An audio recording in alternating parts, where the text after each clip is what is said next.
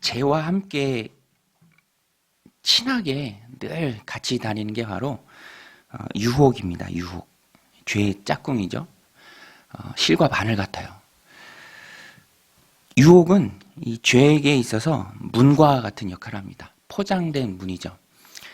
열고 들어가면 큰일 나는 곳이고요. 또 결국에는 멸망하는 곳인데 문으로 닫혀 있었고요. 또 그래서 보기 좋아 보입니다. 그 죄의 실상을 안 보이게 하는 역할을 이제 유혹이 담당을 하죠. 그래서 항상 마귀는 우리를 넘어뜨리려고 할 때 그냥 날것 죄 자체를 가지고 오지 않습니다. 포장된 유혹을 가지고 오죠. 아담과 하와가 이 유혹에 넘어갔죠.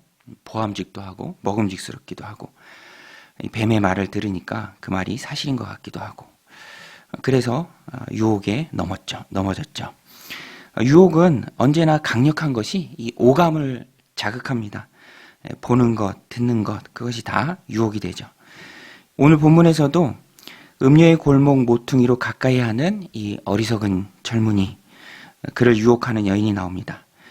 이 여인은 아주 간교한 사람입니다. 교활한 사람이죠.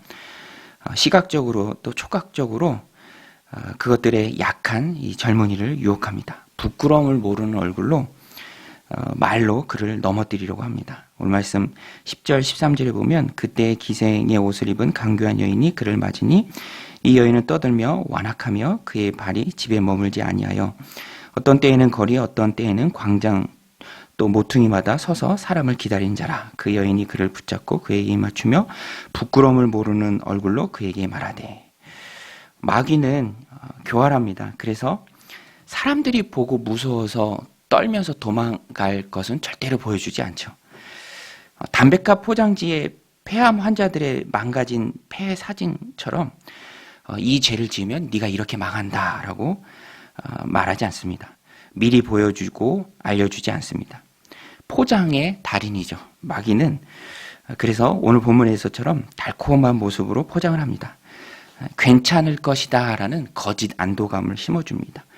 호리는 말로 깬다는 것입니다. 오늘 말씀 19절에서 21절에 보면 남편은 집을 떠나 먼 길을 갔는데 은주머니를 가졌은 즉 보름날에나 집에 돌아오리라 하여 여러 가지 고운 말로 유혹하며 입술에 호리는 말로 깨물어.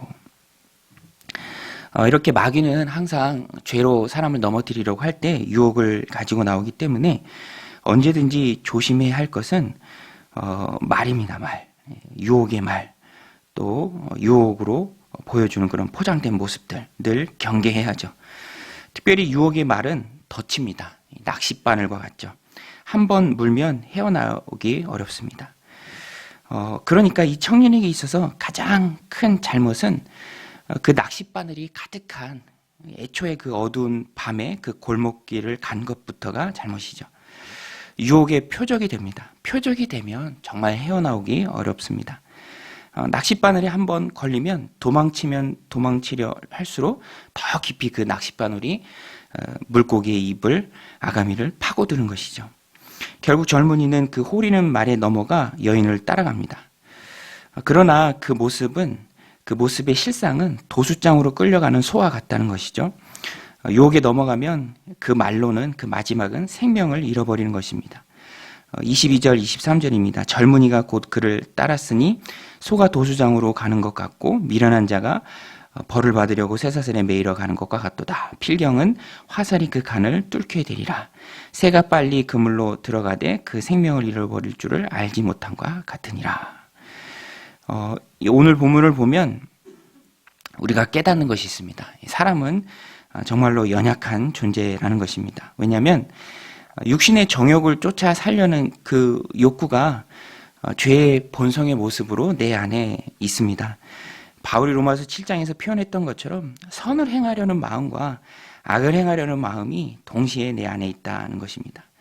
그래서 바울은 그런 몸을 가리켜서 사망의 몸이다 라고 표현했습니다. 오호라 나는 공고한 자로다. 이 사망의 몸에서 누가 나를 건져내랴. 선을 행하려는 마음, 반대로 악을 행하려는 마음, 그 두 마음이 내 안에서 싸운다는 것이죠. 그러나 육신을 쫓아 살면 결국엔 사망이죠. 인간이 죄 짓는 일에 취약한 이유는 유혹은 강력하고요. 항상 포장되어 있고요.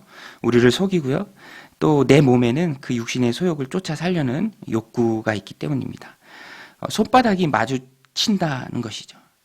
그러니까 죄를 이기는 방법은 내가 내 마음에 그런 악을 행하려는 그런 죄의 본성을 통제하는 것, 그것을 다스리는 것, 즉 내 안에 성령의 능력이 훨씬 더 커져서 그것들을 다스리는 것이죠. 성령의 충만입니다.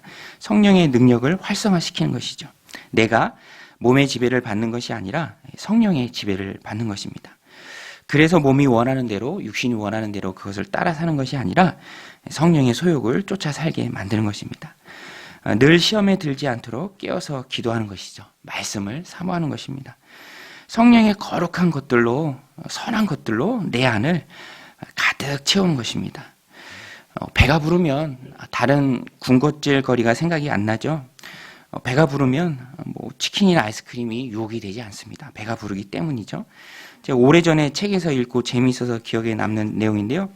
어떤 알코올 중독자가 보호시설에서 막 퇴소해서 집으로 돌아가는 길입니다. 그런데 공교롭게도 하필 그 시설에서 얼마 떨어지지 않은 곳에 술집이 있었대요. 그런데 거기를 지나치기가 너무너무 힘든 거죠. 유혹이 물밀듯 몰려오는 것입니다. 너무 힘들어하고 있는데 마침 당시 미국에 있었던 우유 뷔페집이 눈에 들어오더래요. 적은 돈만 내면 마음껏 우유를 마실 수 있는 곳. 당장에 그곳으로 뛰어 들어가서 열심히 우유를 마셨다고 합니다. 그랬더니 술에 대한 유혹이 싹 가시더라는 것이죠. 우리가 바로 알아야 할 것이 기독교는 비우는 종교가 아닙니다. 진리를 채우는 거룩한 모임이죠. 그것이 바로 기독교입니다. 그래서 교회가 중요해요. 날마다 새벽마다 모여서 기도하고 서로를 위해서 기도해주고 또 예배하고 성경을 읽고 성경 공부하면서 내 안에 죄성이 가득한 내 안에 성령의 거룩하고 신령한 것들로 가득 채우는 곳이 바로 기독교죠. 하나님 우리에게 허락해 주신 영적인 신령한 공동체입니다. 그렇게 내 안을 선한 것들로 성령의 거룩한 것들로 가득 채우면 유혹이 더 이상 유혹이 되지 않는다라는 것입니다. 거룩한 것들로 내가 배부르기 때문에 유혹을 이겨낼 수 있다는 것이죠. 이를 악물고 그 유혹과 싸우는 것이 아니라 거룩한 것들로 내 안을 가득 채우기 때문에 거룩한 성령의 통치를 받는 것이죠. 악한 것들 붙들고 싸우는 게 아니라 더 선한 것들을 보고 체험하고 경험하면서 그 선을 따라가는 것이죠. 자연스럽게 선하는 것들로 채워져서 유혹을 이길 수 있다는 것입니다. 저는 사람이 이 땅을 살아가면서 느끼고 경험할 수 있는 가장 선하고 복되고 좋은 것이 바로 신앙생활이라고 생각합니다. 왜냐하면 신앙생활이 바로 천국생활이죠. 믿음의 사람들과 더불어서 거룩한 공동체를 통해서 말씀을 먹고 기도하면서 성령님과 교제하면서 하나님을 섬기면서 살아가는 생활이 가장 복된 생활이죠. 예배하고 기도하고 영적으로 충전이 되는 시간입니다.